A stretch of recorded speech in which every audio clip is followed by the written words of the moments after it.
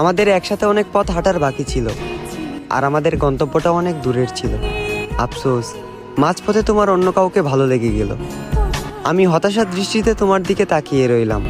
তুমি একবারও পিছু ফিরে আমার দিকে তাকালে না। এমন ব্যবহার করলে হয়তো আমি কোনো কালেই তোমার আপন কেউ ছিলাম না। হারিয়ে গেলে তুমি অজানা গহীন বনে। অতীতের অতি যত্নের সেই মানুষটা আজ অন্য কারো শোনে। তবে জানো, এ মনে আজও কেউ আসতে পারেনি। আমি এ মনে আজও কাউকে আসতে দেইনি, কারণ এ মন আজও তোমারই অধীনে। আর ভবিষ্যতেও কেউ এ মনে দখলদারি করতে পারবে না। আমি দেব না কাউকে এই সুযোগ। তুমিহীনা অপেক্ষারত শূন্য মন পার করে দেব কিছু মাস, কিছু বছর বা কয়েক যুগ। হ্যাঁ, তুমিও ভালোবেসেছিলে আর আমিও ভালোবেসেছিলাম। তবে আমি ভালোবেসেছিলাম তোমার থেকে একটু বেশি। তাই এখানে তোমার দোষ দেওয়া যাবে না, আমিই দোষী। তুমি বরং ভালো থেকো, নিজেকে ভালো রেখো, সর্বদা মুখে রেখো হাসি। আমার ভালো খারাপের খোঁজ রাখতে হবে না।